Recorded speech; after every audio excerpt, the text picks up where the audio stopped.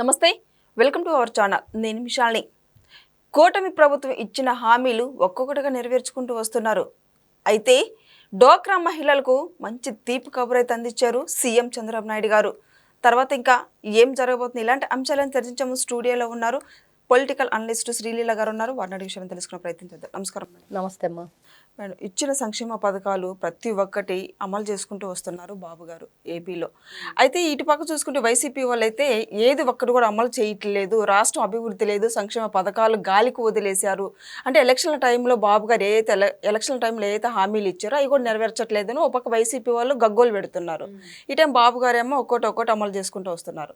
మరి ఇప్పుడు రీసెంట్గా కూడా ఇప్పుడు డోక్రా మహిళలకి తీపి కబురు అందిస్తుంది. ఏం జరుగుతుంది మేడం? ఇక్కడ ఒకటే, ఈ రోజున అసలు ఏదైతే వైఎస్ఆర్సీపీ పార్టీ అధికారంలో ఉన్నప్పుడు ఏం చెప్పారు, ఏం చేశారు, ఈ రోజున కూడా 11 పరిమితమైన వాళ్ళ ఆలోచన విధానం, వాళ్ళు ఏదైతే కొంతమంది పేటీఎం బ్యాచ్ని పెట్టి వాళ్ళకు ఒకటే పని, నారా చంద్రబాబు నాయుడు గారిని, పవన్ కళ్యాణ్ గారిని, లోకేష్ గారిని ఆంధ్ర రాష్ట్ర అభివృద్ధి కోసం ప్రయత్నించే ప్రతి ఒక్కరిని కూడా తిట్టడం, ఏమీ జరగట్లేదని ప్రజల్లోకి తీసుకెళ్ళటమే వాళ్ళ పని.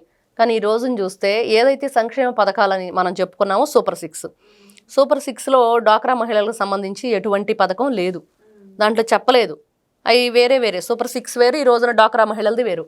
డ్వాక్రా మహిళలది ఏంటి, నారా చంద్రబాబు నాయుడు గారు అప్పట్లో 2 తెలుగు రాష్ట్రాలు కలిసి ఉన్నప్పుడు డ్వాక్రా గ్రూపులు ప్రారంభం అవడానికి ఆయనే కారణం.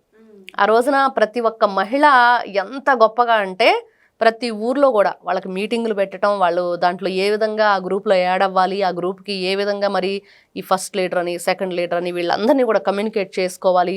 గ్రూపులుగా మీకు ఒక్కొక్క బ్యాచ్కి 10 మంది సభ్యులు ఉండాలి. 10 మందికి కూడా ఒక ఫస్ట్లో 10,000 వస్తాయి మనిషికి. తర్వాత ఇంకోసారి ఇదంతా కంప్లీట్ కట్టేశారనుకోండి, మళ్ళీ వడ్డీ లేని రుణాలు, ఇవన్నీ కూడా చక్కగా ఆడవాళ్ళకి ఎంత ఆసరా అంటే అది గొప్పగా ఒక మంచి వరం అనమాట. నారా చంద్రబాబు నాయుడు గారు ఆ రోజుల్లో ఇళ్లల్లో ఉంటూ గృహిణులుగా వాళ్ళందరూ కూడా వాళ్ళకంటూ ₹1 దాచుకోవాలి. ప్రతి నెల ₹50 ఒకప్పుడు స్టార్ట్ చేసినప్పుడు. మరి ₹50 ప్రతి నెల కట్టుకుంటే వాళ్ళకి ఏదైతే స్త్రీనిధి ఉండిద్ది, దాంట్లో ఇవన్నీ కూడా యాడ్ అవుతాయి. అదేవిధంగా వీళ్ళు వడ్డీ లేని రుణాలు ఇవ్వటం, మరి గ్యాసు స్తంభం, అదేవిధంగా పొయ్యి, 2 కూడా అప్పట్లో చాలా తక్కువ అమౌంట్తో ఇవ్వటం. ప్రతి ఒక్కరికి కూడా మహిళలు చంద్రబాబు నాయుడు మాకు అండగా నిలబడ్డారు, చంద్రన్న ఉంటే చాలు మా ఇంట్లో పండగ అన్నట్లుగా ఆ రోజున గొప్పగా, ఆ రోజు నుంచి ఈ రోజు వరకు మళ్ళీ ఈ రోజున డ్వాక్రా గ్రూప్ మహిళలందరికీ కూడా మరి ఏదైతే ఎన్టీఆర్ కళ్యాణ లక్ష్మి, ఎన్టీఆర్ విద్యాలక్ష్మి పేరులతోటి March 8 మహిళా దినోత్సవం సందర్భంగా మహిళలందరికీ కూడా బంగారు కానుక అందించబోతున్నారు నారా చంద్రబాబు నాయుడు గారు. నిజంగా ఒక గొప్ప వరం.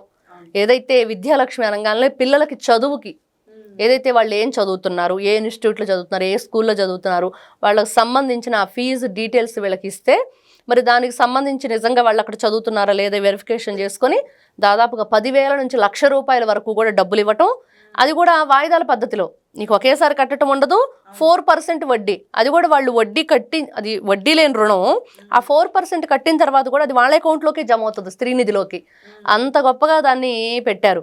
మరి ఏదైతే కళ్యాణ లక్ష్మి, ఎన్టీఆర్ కళ్యాణ లక్ష్మి, అదేవిధంగా మనకి ఇంట్లో పిల్లలు ఉంటే ఆడపిల్లలు వాళ్ళకి పెళ్లి చేయాలంటే అంత స్తోమత లేకపోతే ఖచ్చితంగా వాళ్ళకు కూడా లగ్నపత్రిక, మరి వాళ్ళకి సంబంధించిన వెడ్డింగ్ కార్డ్ ఏదైతే ఇవ్వగానే అది పూర్తి డీటెయిల్స్ వాళ్ళు తీసుకొని వెంటనే వాళ్ళ ఖాతాలోకి, తల్లి ఖాతాలో ఎవరైతే డ్వాక్రా మహిళ ఉందో ఆవిడ ఖాతాలోకి 10,000 నుంచి ₹1,00,000, దానికి ఏదైతే ఖర్చులు అవన్నీ కూడా మనం డీటెయిల్స్ వాళ్ళకి పెట్టొచ్చు, వాళ్ళ ఖాతాలోకి వచ్చేస్తాయి. దాన్ని దాదాపుగా 48 నెలలు, 48 వాయిదాల్లో కట్టుకోవచ్చు.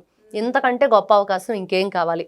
మహిళలకి అండగా నిలబడుతూ వాళ్ళు ముందు ఉంటేనే రాష్ట్రం బాగుంటుంది.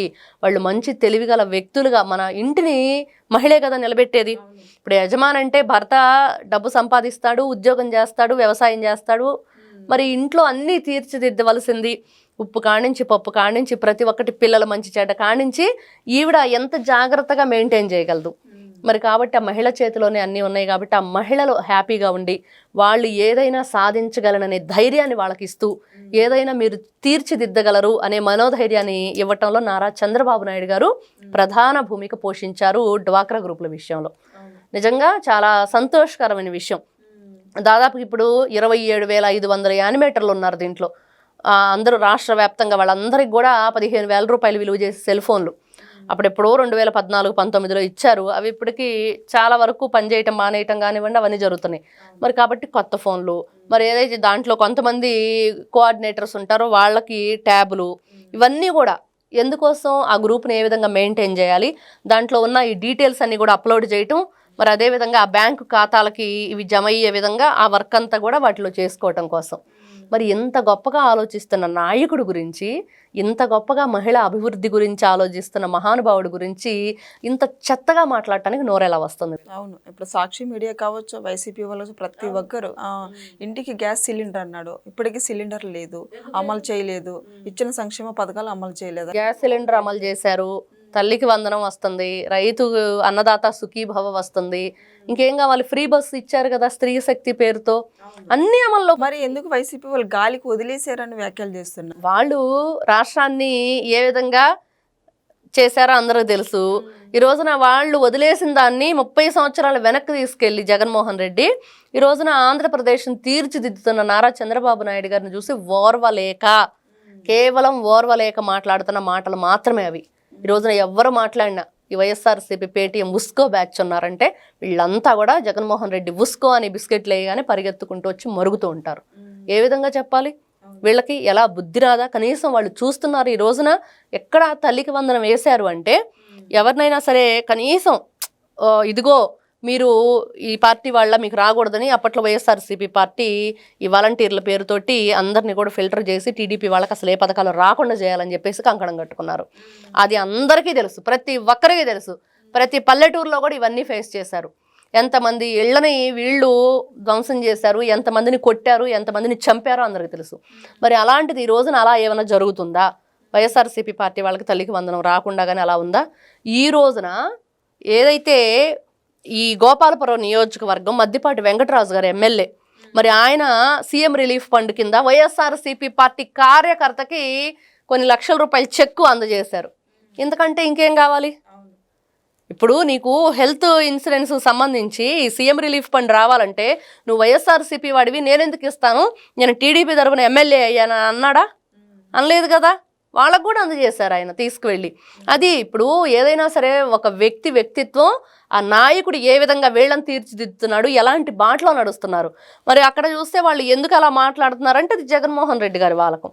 ఆయన ఏ విధంగా వాళ్ళని మాట్లాడమంటున్నాడు, ఏ పత్రికను ఏ విధంగా నడిపిస్తున్నాడు, ఏ ఛానల్ని ఏ విధంగా నడిపిస్తున్నాడు అందరికీ తెలుసు.